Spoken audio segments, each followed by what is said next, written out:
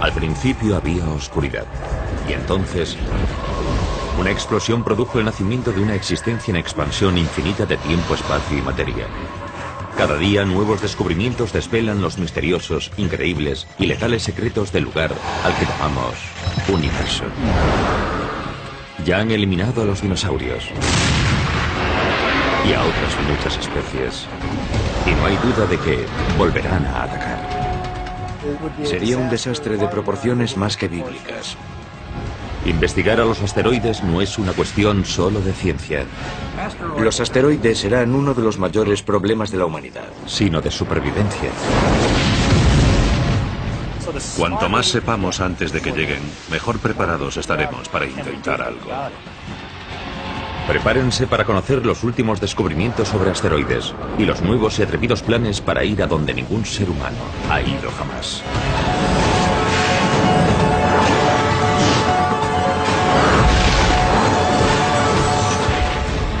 El universo. Ataque de asteroides. Es el año 2029. Y un asteroide al que los científicos siguen desde hace décadas pasa cerca de la Tierra. La anchura del asteroide ronda los 3 campos de fútbol. Se llama Apophis, por el antiguo dios egipcio de la destrucción. Según las últimas predicciones, Apophis no impactará contra la Tierra en 2029. Pero a su paso por una zona de espacio próxima, pero aparentemente indeterminada, la comunidad científica mundial está en alerta máxima. Los astrónomos han delimitado una zona muy pequeña de espacio. Y si a Apophis se le ocurre pasar por esa zona, se producirá la colisión con la Tierra en 2036. Y esta zona tan pequeña de unos 750 metros de largo y menos de 50 de ancho se denomina el ojo de la cerradura. Un equipo internacional de agencias espaciales lanza un cohete para encargarse de Apophis. No hay que volarlo con una bomba nuclear. Primero, porque para eso haría falta mucha energía y porque se crearía una enorme cantidad de fragmentos que saldrían en dirección a la Tierra. Lo deseable es darle un pequeño empujoncito que cambie ligeramente su trayectoria y así no tendremos una colisión. Pero es posible que esa roca espacial de 30 millones de toneladas sea simplemente demasiado enorme. La colisión no desvía lo suficiente el asteroide de su rumbo. El impacto de 2036 es miles de veces más potente que la bomba atómica arrojada sobre Hiroshima. El cráter inmediato es tan grande como la isla de Manhattan. Crearía un cráter de más de 3 kilómetros de ancho. Si Apophis impactase contra una ciudad, adiós a esa ciudad y a sus alrededores en 150 kilómetros. La onda expansiva, la explosión, los vientos, el material eyectado y el enorme terremoto que se produciría, se expandirían y se sentirían en una zona enorme. Cuando se descubrió a Apophis en 2004, las probabilidades iniciales de un impacto eran de 1 entre 37. Pero esas posibilidades han descendido con el paso de los años, a medida que los científicos han conseguido una perspectiva mejor de su trayectoria. Comparemos el proceso de determinación de la órbita del asteroide y la predicción de huracanes. Cuando un huracán nace, no sabemos exactamente a dónde irá. Vamos obteniendo datos y 1 o 2 semanas después ajustamos nuestras predicciones. Pues más o menos lo mismo ocurre con asteroides y cometas. Cuantas más observaciones hacemos a lo largo del tiempo, mejor sabemos dónde estará el objeto en el futuro. Por eso hoy las posibilidades de impacto sobre la Tierra, de solo 1 entre 250.000, son mucho más reducidas que la predicción original de 1 entre 37.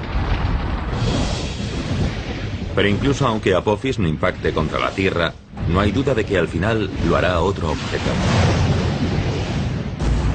Es un desastre que las agencias espaciales se toman muy en serio. En julio de 2010, un grupo de asesoramiento de la NASA recomendó la creación de una oficina de defensa planetaria para estudiar cómo detectar y desviar a un asteroide que viniese en nuestra dirección. Sabemos con certeza que un asteroide impactará contra la Tierra en los próximos 10.000 años. Uno grande. Y la pregunta es cuándo ocurrirá y si estaremos preparados para cuando eso suceda. Un parque de atracciones junto al mar es un lugar inverosímil para demostrar la velocidad a la que asteroides y cometas se desplazan por nuestra esquina de universo. Pero una atracción de este parque revela en realidad muchas cosas sobre estos objetos letales. Nuestro sistema solar es como una galería de tiro. Asteroides y cometas impactan de vez en cuando contra planetas y lunas, creando gigantescos cráteres de impacto. Los objetos más grandes presentan un perfil más grande, de modo que es más fácil alcanzarlos. En este caso, tengo que alcanzar estas dianas, que son todas más o menos del mismo tamaño. Pero imagínense que ese hombre es Júpiter. Es grande, y la ardilla podría ser la Tierra, que es más pequeña. Y las hormigas podrían ser nuestra luna, más pequeña todavía. De modo que Júpiter es bastante fácil de alcanzar. La Tierra, la ardilla, es más difícil de alcanzar. Tiene un perfil más pequeño. Ah, ahí está. La Tierra ha sido alcanzada. Las hormigas son pequeñas. Así que es más difícil todavía alcanzarlas. La mayoría de los asteroides fallan, solo impactan de vez en cuando. Pero a diferencia de lo que ocurre en la galería de tiro, donde las balas, o en este caso los flashes de luz, siempre viajan en línea recta, asteroides y cometas se curvan hacia sus objetivos. Júpiter tiende a atraer asteroides y cometas a través de su gravedad. Así que es como si yo empezase con el punto de mira desviado hacia afuera y Júpiter tirase del cañón del rifle hacia él para que mi disparo dé en el blanco. Dado que la Tierra es mucho menos enorme que Júpiter, su gravedad inferior no atrae a tantos asteroides. Y la Luna, con apenas una sexta parte de la gravedad de la Tierra, atrae incluso menos. Pero como ilustran los cráteres de la superficie lunar, los impactos no habituales de asteroides durante un largo periodo de tiempo provocan muchísima destrucción. La capacidad de Júpiter para atraer a cometas y asteroides se ha puesto de manifiesto recientemente. En 1994, fragmentos del cometa Shoemaker-Levy 9 impactaron contra Júpiter. Los científicos pensaban que este tipo de impacto grande era un suceso aislado, algo que solo se veía una vez cada varios siglos. Pero entonces otro cometa o asteroide llegó en julio de 2009. Creó un enorme punto oscuro y una bola de fuego tan grande como la Tierra. Haber contemplado a dos impactadores diferentes contra Júpiter en un plazo de tan solo 15 años es una señal de que el sistema solar podría tener más tráfico del que pensábamos. Y entonces, en junio de 2010, un tercer objeto impactó contra Júpiter y un astrónomo aficionado captó el momento del impacto. ¿Obligaría esto a los científicos a cambiar sus cálculos y a reconocer que Júpiter recibe impactos de objetos grandes con mucha más frecuencia que hace algunos siglos? Creo que no hay necesariamente muchos más de los que pensábamos antes, porque el objeto que impactó en 2009 era más pequeño que el cometa Shoemaker-Levy 9. Y hay muchísimos más objetos pequeños volando por ahí que objetos grandes. Pero la información sobre cualquier tipo de impacto, grande o pequeño, siempre es útil. Para comprender el peligro de impacto sobre la Tierra, necesitamos conocer la población de asteroides, sus órbitas. Así que cualquier información, por ejemplo, con qué frecuencia impactan contra Júpiter o en la zona de Júpiter, contribuye a nuestro conocimiento de la población general de objetos de nuestro sistema solar y nos ayuda a saber si debemos estar preocupados por un posible impacto sobre la Tierra. La mayor fuente de esa población es el cinturón de asteroides principal, situado entre Marte y Júpiter. Ahí es donde la fuerte atracción gravitatoria de Júpiter ha impedido que millones de rocas más pequeñas se convirtiesen en otro planeta. Pero eso no es todo. Pensamos en los asteroides como en esas cosas que viven en el cinturón entre Marte y Júpiter, porque históricamente ahí es donde se encontraron al principio la mayoría. Pero de hecho hay asteroides que viajan más allá de Júpiter. Hay asteroides que se acercan al Sol, asteroides que se acercan a la Tierra. El asteroide más grande es Ceres, mide unos 1000 kilómetros de ancho y ocuparía desde Washington DC hasta Chicago. Es tan grande que constituye aproximadamente un tercio de la masa total del cinturón de asteroides. Un impacto de algo así sería muy mala noticia para todas las criaturas vivas de la Tierra. Es unas 100 veces más grande que el meteorito que provocó el impacto de Chicxulub, que causó la extinción del 70% de las especies de la Tierra y de los dinosaurios. Así que de entrada ya parece algo malo, pero es algo muy malo. Sería un desastre de proporciones más que bíblicas. Crearía un cráter casi tan grande como los Estados Unidos. Pero además de hacer eso, proyectaría material fundido y crearía vientos supersónicos por todo el globo. Afortunadamente, Ceres se encuentra en una órbita estable alrededor del Sol, y los asteroides grandes son fáciles de detectar y seguir.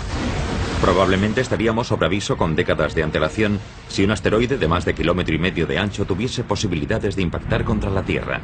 Pero los más pequeños suponen un reto mayor, como demuestran las últimas investigaciones. Hay muchos más pequeños que grandes. Si pensamos en objetos de 1 kilómetro de diámetro o mayores, hablamos de unos 940 y de que hemos descubierto un 86% de la población.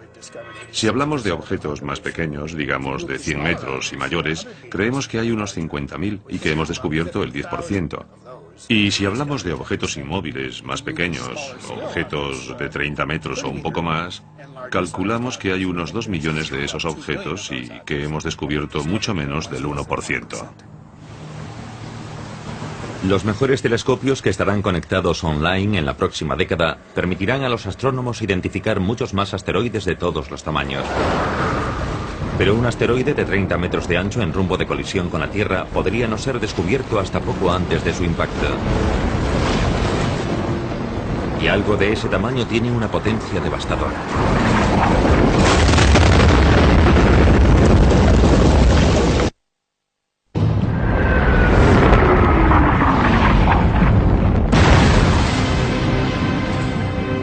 La Tierra está plagada de pruebas de pasadas colisiones con asteroides. Y los científicos actuales trabajan febrilmente para averiguar qué nos espera. Saben que enormes rocas espaciales ya han borrado buena parte de la vida del planeta en el pasado. La buena noticia es que no impactan con mucha frecuencia. Hablamos de muchos millones de años. Y son lo bastante grandes como para que a través de nuestras observaciones sepamos dónde están. De modo que el aviso llegará con mucho tiempo. El mayor peligro viene de los objetos más pequeños. Son más habituales y más difíciles de encontrar. Imaginemos que uno de estos asteroides más pequeños se dirige hacia una ciudad. Puede que no la descubramos hasta tan solo unas horas antes del impacto, lo que dejaría poco tiempo para la evacuación y ninguna posibilidad de intentar su desvío en el espacio. Si mide unos 30 metros de ancho en el momento del impacto, chocará con la energía de una explosión nuclear de 5 megatones. 400 veces más potente que la bomba atómica arrojada sobre Hiroshima. En el momento del impacto contra la Tierra puede causar muchos daños, porque el cráter que se crea normalmente tiene 10 o 20 veces la anchura del objeto impactador. Así que hablamos de unos 300 o 500 metros, y varios kilómetros a la redonda del impacto se verían afectadas por los escombros que saldrían eyectados. Volarían un montón de cosas sobre nosotros.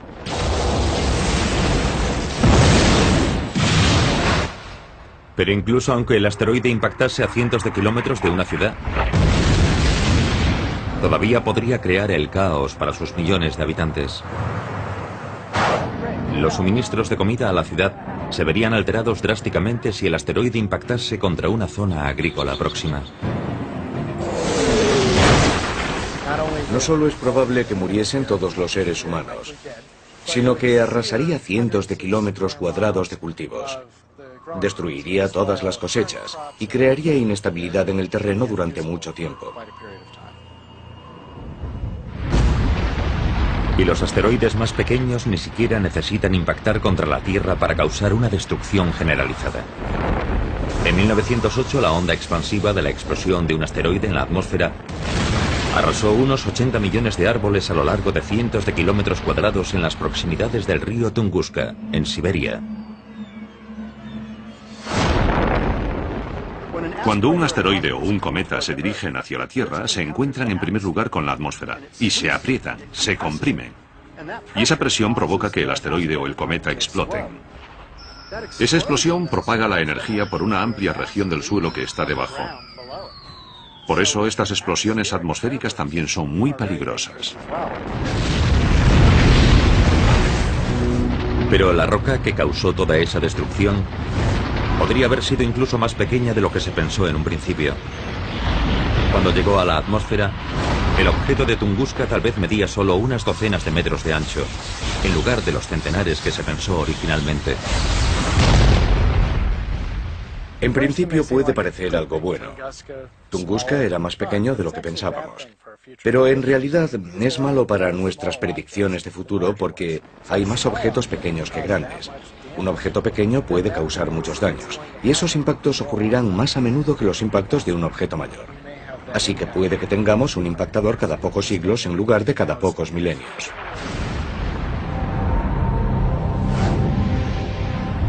En el extremo inferior de la escala, por debajo de los 30 metros, las rocas espaciales a menudo son conocidas como meteoroides, en lugar de asteroides. Las estrellas fugaces son meteoritos que se queman en la atmósfera.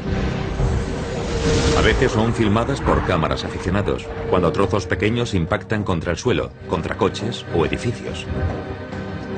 De hecho, la atmósfera de la Tierra recibe la visita de objetos del espacio exterior con mucha más frecuencia de lo que nos imaginamos.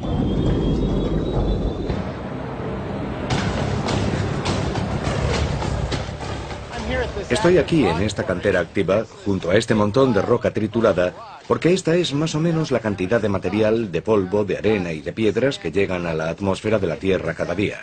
Unas 100 toneladas, suficiente para llenar 6 o 7 de estos volquetes. Aquí tenemos una roca tamaño pelota de baloncesto.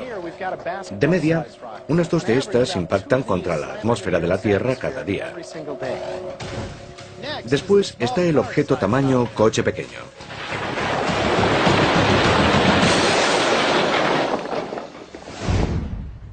Imaginen este montón de rocas como un objeto único que impacta contra la atmósfera de la Tierra, más o menos del tamaño de un coche pequeño. Esto ocurre aproximadamente cada 2 semanas. Pero incluso algo tan grande probablemente arderá completamente antes de alcanzar la superficie de la Tierra. Un objeto normal que llegue a la atmósfera de la Tierra debe medir al menos 30 metros de diámetro para causar daños graves en la superficie. Pero 30 metros hacen una roca bastante grande. Es como desde el frontal del volquete hasta el cono naranja que está allí.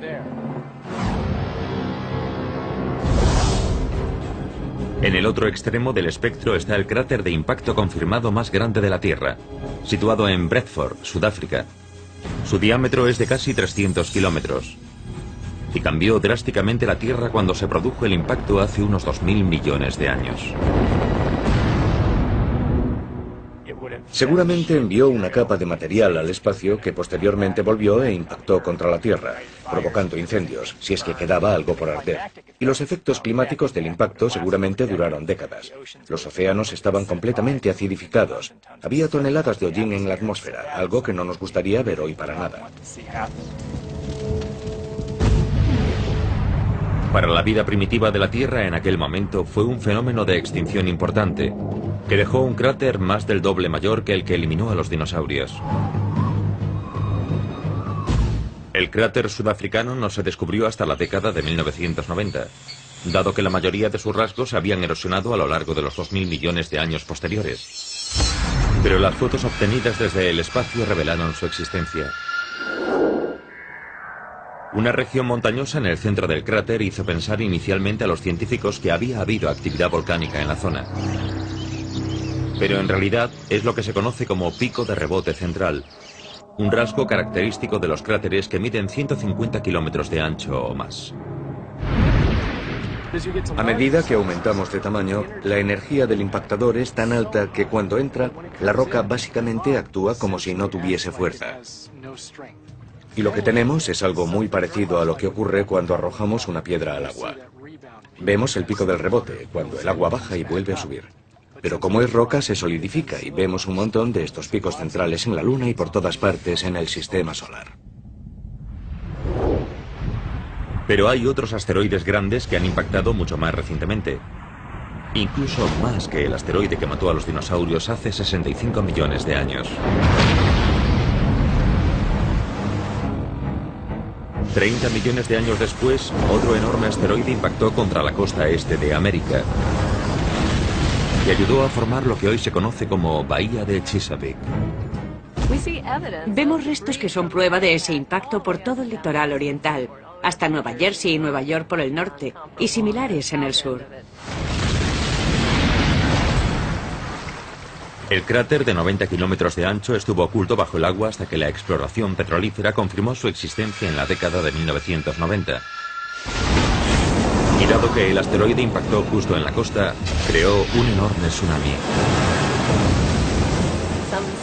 Parece que las olas pudieron alcanzar entre los 15 y 45 kilómetros de altura, y serían olas muy grandes.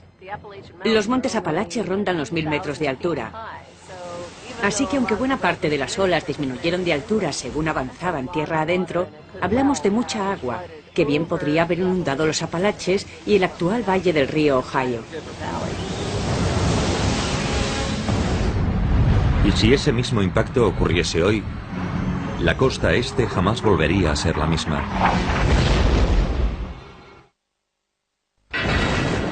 El ataque de un asteroide tiene poder para matar en el acto a millones de personas. Los mayores impactos pueden causar incluso catástrofes globales y amenazar la propia existencia de la humanidad.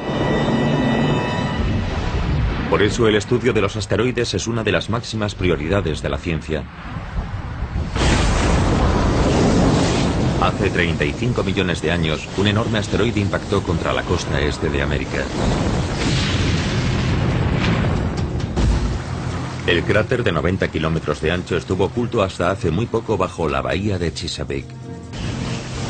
Sus efectos fueron devastadores. Pero, ¿qué pasaría si se produjese ese mismo impacto hoy? Borraría toda la costa este, básicamente por medio de una combinación de tsunamis, ondas expansivas y efectos térmicos. Además, proyectaría enormes cantidades de material de eyección que se propagaría a grandes distancias y provocaría incendios forestales. Millones de personas morirían en el acto o poco después del impacto.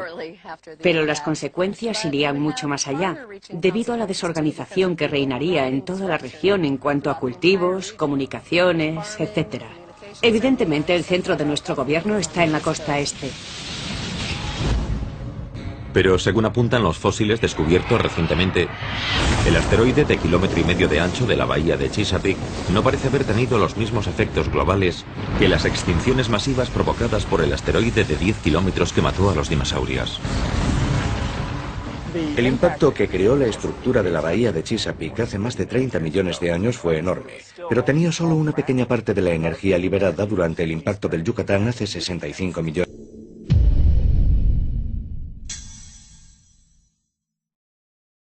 de años. El impacto se quedó justo al límite de generar efectos globales, justo en el umbral de lo necesario para producir una extinción masiva. Debido a ese poder destructivo, es crucial saber exactamente a qué nos enfrentamos. Y eso significa acercarse lo máximo posible. En 2001, la misión de la NASA NEAR tenía como objetivo únicamente orbitar el asteroide Eros. Pero una vez que llegó allí y cumplió los objetivos de su misión, se tomó la decisión de intentar aterrizar. Eso es algo muy curioso. Es como una exploración de las de antes. Decidieron intentarlo y lo hicieron. Las imágenes de la aproximación y aterrizaje ofrecieron a los científicos una perspectiva mucho más detallada de la superficie de un asteroide de la que habían disfrutado hasta entonces, con algunos resultados inesperados. Una de las sorpresas que nos llevamos observando estos cuerpos pequeños es que tienen geología. Tenía rasgos tectónicos y parecía que se habían producido corrimientos y fenómenos de erosión en su superficie, y había cráteres de impacto y piedras grandes por todas partes. Imaginemos que un asteroide pequeño impacta contra uno mayor, se estrella contra él, levanta un montón de escombros que después se asientan lentamente, y esos escombros quedan esparcidos por toda la superficie. La nave espacial NEAR incluso transmitió desde la superficie información a la Tierra durante 2 semanas. Pero ha perdido la conexión por radio con la Tierra, así que se quedará allí en silencio durante millones de años. El explorador de asteroides Hayabusa de la Agencia de Exploración Aeroespacial Japonesa ha superado recientemente a NEAR. Es la primera nave espacial que ha conseguido aterrizar en un asteroide y regresar a la Tierra. Llegó en junio de 2010, tras un viaje de ida y vuelta de 6.500 millones de kilómetros. Como estaba planeado, la mayoría de la nave espacial se quemó en la atmósfera de la Tierra, pero la cápsula de muestras aterrizó con éxito en el rural australiano. Incluso hoy, todavía no está claro si hay muestras diminutas presentes. El minucioso examen de la cápsula continúa. Es un proceso largo, pero el equipo es optimista. Creen que extraeremos grandes datos de las primeras muestras de asteroide que han llegado a la Tierra. Para un geoquímico, un par de microgramos de material es suficiente para hacer un análisis detallado de composición química y mineralogía. Antes incluso de que regresase Hayabusa, ya estaba en marcha otra misión a un asteroide. 3, 2, 1, ignición y despegue. Tras su lanzamiento en 2007, la nave espacial Dawn o Amanecer de la NASA va camino de 2 de los asteroides más grandes del cinturón de asteroides que se encuentra entre Marte y Júpiter. Dawn llegará a Vesta, de 515 kilómetros de ancho, en 2011. Lo orbitará durante un año y después llegará a Ceres, de 1000 kilómetros de ancho, en 2015. No podríamos encontrar 2 asteroides más diferentes entre sí. Ceres creemos que es relativamente húmedo, tal vez tenga hielo bajo la superficie. Y el otro, Vesta, creemos que es lo contrario. No tiene minerales hidratados de ningún tipo ni hielo. Toda su vida ha estado tan caliente que se cree que está formado por capas. Una capa superficial, un manto y un núcleo, más o menos como la Tierra. Todas estas misiones revelan que los asteroides están formados por una variedad de materiales mucho más amplia de lo que pensábamos en un primer momento. En los asteroides hay una enorme variedad. Algunos son ricos en hierro o en níquel, como esta pesa de hierro. Otros son muy similares a esta roca terrestre. Son de piedra, rocosos. Y otros son una combinación entre los de hierro y los de piedra. También tenemos cosas exóticas, como montones de escombros que son como si tuviésemos un puñado de grava, pero que se ha unido debido a la gravedad en una especie de asteroide grande. También tenemos excometas. Estos se han deshecho de todo su hielo y solo queda un material de grano fino que se agrupa en una bola porosa, casi esponjosa. Pero los asteroides nos sorprenden en otras cosas, además de en su composición. La misión Galileo, camino de Júpiter, pasó por un asteroide llamado Ida y descubrió que tenía una luna pequeñita llamada Dáctil. Esto fue una gran sorpresa. Y ahora hemos descubierto que no se trata de un incidente aislado. Los asteroides tienen sus propias lunas, a veces varias lunas. Estamos aprendiendo además que muchos asteroides viajan en parejas o incluso de 3 en 3. Y eso supone un nuevo campo de observaciones y de aspectos nuevos que debemos comprender. Saber cómo se agrupan los asteroides y de qué están hechos es algo que va más allá del interés científico. Imagínense que en el futuro un asteroide enorme, letal, se dirige a toda velocidad hacia la Tierra. Hay que desviarlo para que la humanidad sobreviva. Pero si no sabemos exactamente de qué está hecho el asteroide, los esfuerzos para salvar el planeta podrían volverse contra nosotros.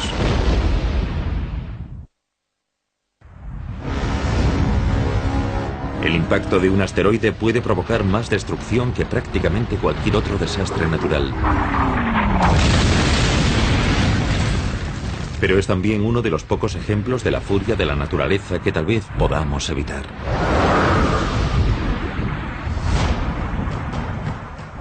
Imagínense que en el futuro, un enorme asteroide se dirige hacia la Tierra a 110.000 kilómetros por hora.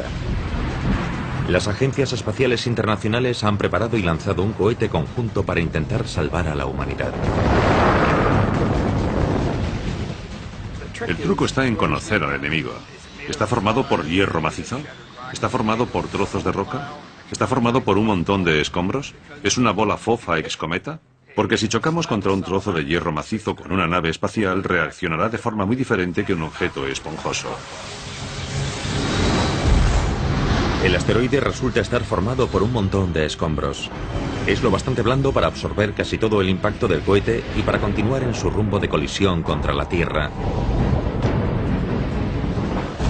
Además, es lo bastante grande para no quemarse en la atmósfera. Impacta y cambia para siempre la vida en nuestro planeta. Este es el precio que podríamos pagar si no aprendemos lo máximo posible sobre la variedad de asteroides de nuestro sistema solar. Pero al menos con los asteroides grandes deberíamos estar avisados con años o décadas de antelación de su llegada. Con los cometas, incluso con los enormes, el tiempo de aviso se medirá en meses. ¿Por qué? Eso es lo que Clayton de Atlanta, Georgia, quería preguntarnos. Así que nos envió un correo electrónico. ¿Por qué habría mucho menos tiempo de aviso si un cometa fuese a impactar contra la Tierra comparado con el que hay con un asteroide? Buena pregunta, Clayton.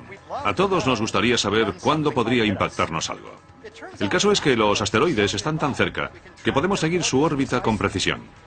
Eso significa que podemos hacer predicciones muy precisas de dónde estarán con decenas e incluso siglos de antelación. Y eso significa que podríamos desviarlos antes de que llegasen a la Tierra. Pues bien, un cometa llega de las profundidades exteriores del sistema solar y no empieza a brillar lo suficiente para que lo veamos hasta que se encuentra a unos 6 meses o un año de nosotros. Apenas hay predicción. Afortunadamente, la mayoría de objetos que podrían impactar contra la Tierra son asteroides, no cometas. Y podemos seguirlos con bastante precisión. El hecho de que los asteroides tengan una posibilidad mucho mayor de destruir la vida en la Tierra en el futuro es una de las principales razones por las que es tan importante estudiarlos con misiones no tripuladas. Pero en abril de 2010, el presidente de los Estados Unidos, Barack Obama, anunció un reto mayor si cabe. By 2025, we expect new spacecraft designed for long journeys to allow us to begin the first ever crewed missions beyond the moon into deep space. So we'll start by sending astronauts to an asteroid for the first time in history. En mi experiencia como profesor universitario he constatado que las generaciones jóvenes siempre quieren ir más lejos. Sí, mis abuelos fueron a la Luna, vale, pues iremos más lejos. Y esa era una parte del mensaje del presidente. Tenemos que hacer que la NASA vuelva a explorar el espacio profundo. Una misión tripulada a un asteroide será muy diferente de las misiones lunares del pasado. En algunos aspectos será más fácil y en otros mucho más difícil. Sea cual sea el asteroide que visiten los astronautas, probablemente estarán mucho más lejos de la Tierra que la Luna. De modo que el viaje posiblemente durará meses, en lugar de los 8 días que se tardan en llegar a la Luna. Pero en el viaje de ida y vuelta en realidad se usará menos combustible que en una misión de alunizaje. Cuando viajas a la Luna, estás ante un cuerpo con una gravedad propia importante. Tienes que usar más combustible para frenarte con seguridad y descender hasta la superficie. Cuando te diriges a un asteroide con una gravedad muy baja, aunque tienes que ir más lejos para llegar hasta él, no tienes que gastar tanto combustible para maniobras como bajar a su superficie. Y necesitas menos capacidad de propulsión cuando abandonas el asteroide para volver a la Tierra. Pero aterrizar sobre la superficie de un asteroide supondrá un reto mucho mayor que alunizar. Se parece más a atracar que a aterrizar. Pero hay cierta gravedad, así que hay que manejar ese poco de gravedad. Y además tienes que anclar, amarrarte. Cuando estás en la gravedad de la Luna, un sexto de la de la Tierra, no tienes que agarrarte. Explorar un pequeño asteroide giratorio será mucho más difícil para los astronautas que saltar por la Luna. Será más similar a un paseo espacial. El concepto de arriba y abajo es un poco confuso, y hay que tener cuidado a la hora de dar un paseo por el asteroide, porque la gravedad del asteroide es muy leve. Un buen salto puede ponerte en órbita alrededor del mismo, o incluso lanzarte a velocidad de escape y que salgas despedido del asteroide completamente. Tienes que asegurarte de que estás bien atado. Pero dado que los rovers ya han demostrado su eficacia en la exploración de otros mundos, ¿hay alguna razón de peso para enviar astronautas a un asteroide? Los astronautas, los exploradores, las personas interesadas en el espacio, todos quieren ver cómo es en persona a través del ojo humano, y ese día se acerca. Los robots pueden hacer muchas cosas, y ya las han hecho en la exploración espacial, pero no hay mejor geólogo que un ser humano. Ser geólogo y explorar un asteroide, ser capaz de reconocer la historia de una región en particular, observar tipos familiares de formaciones geológicas, todo eso son cosas que quieres hacer. Quieres tomar muestras de una roca, no de la que está al lado. Los asteroides también son importantes por los recursos que podrían contener.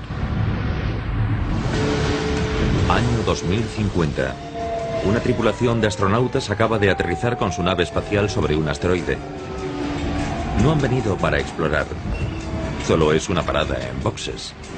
Pero ¿qué tipo de recursos valiosos podría haber en este pequeño mundo rocoso?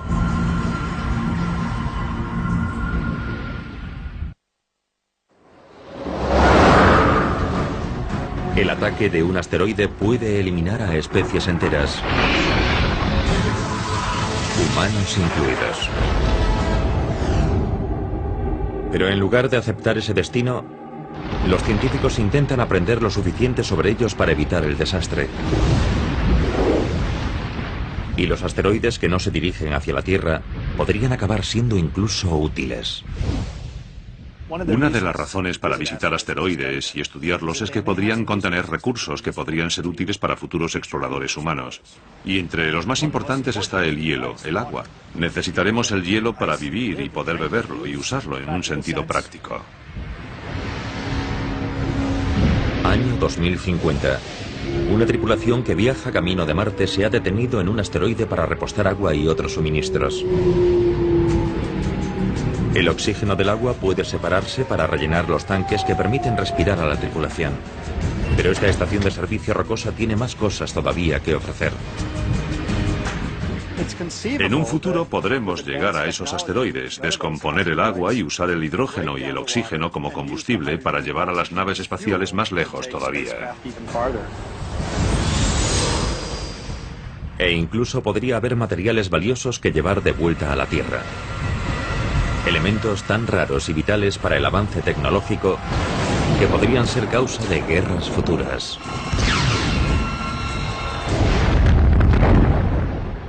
Algunos asteroides tienen platino y titanio y elementos terrestres raros que son importantes en muchos aspectos de la electrónica. Se denominan raros porque escasean en la Tierra y puede que no escaseen en algunos tipos de asteroides. Pero la razón más importante para investigar a los asteroides sigue siendo su capacidad para matar en el acto a millones de personas o para borrar a la raza humana de un plumazo.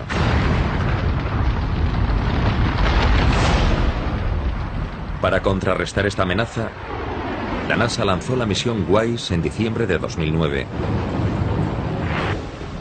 El explorador infrarrojo de campo amplio ya ha encontrado 25.000 asteroides y más de una docena de cometas que eran demasiado oscuros para detectarlos con luz visible. Está observando todo nuestro sistema solar. Confían en que escudriñe el 99% del cielo e intentar hacer un mapa de estos objetos cercanos a la Tierra, de estos asteroides que en el pasado no hemos encontrado. Puede que ello nos ayude a averiguar si hay alguno en rumbo de colisión con la Tierra. Y aunque es algo que normalmente no sale en primera página de prensa, ya ha habido bastantes asteroides que han pasado cerca de la Tierra. En abril de 2010, un asteroide de 20 metros de ancho pasó a 355.000 kilómetros de la Tierra, una distancia inferior de la que separa a la Tierra de la Luna. Y unos meses antes, un asteroide de 7 metros pasó mucho más cerca. En invierno de 2009, en noviembre, hubo un asteroide que pasó tan cerca de la Tierra que estuvo a solo 13.000 o 15.000 kilómetros en su punto más próximo. Y no lo supimos hasta que estuvo muy cerca. Es la misma distancia que separa a Los Ángeles, en los Estados Unidos, de Mumbai, en la India. Y en 1972, la cámara de un turista que visitaba el Gran Tetón en Wyoming captó un paso mucho más próximo de un objeto de tamaño similar. Aquel suceso fue lo más cerca que se puede estar de una colisión sin que llegue a ocurrir. En su entrada iba camino de chocar contra la Tierra, pero se desvió en la atmósfera debido a la presión del aire, como un guijarro que sale despedido de la superficie de un lago. Fue un buen toque de atención. Y entonces, en octubre de 2008, se produjo un impacto pequeño y aparentemente inofensivo en un confín remoto de Sudán, en África, pero que representó un gigantesco paso adelante para la ciencia de la predicción de los impactos de asteroides.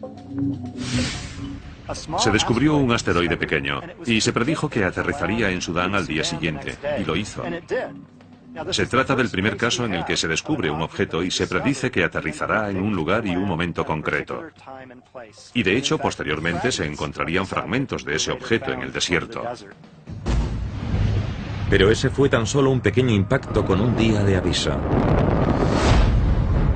Hoy sigue debatiéndose sobre si podremos identificar y desviar algo capaz de infligir daños catastróficos a la Tierra. Los científicos creen que todavía hay millones de asteroides sin identificar ahí fuera, capaces de destruir una ciudad